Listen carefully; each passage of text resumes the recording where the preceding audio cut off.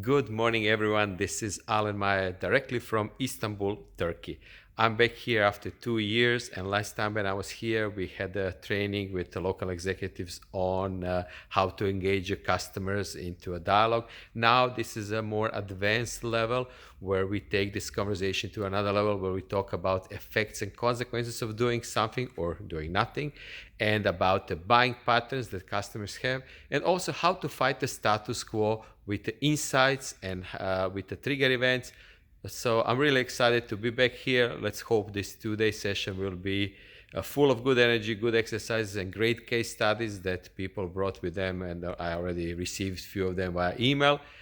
So for people who watch this, please remember, every time when you have a client who's resistant, who's giving you troubles, who's creating difficult situation, think about how you can actually penetrate through this armor, how you can dig deeper to find out what's the reason for the status quo, and how to use insights to give them more reasons to continue the conversation with you.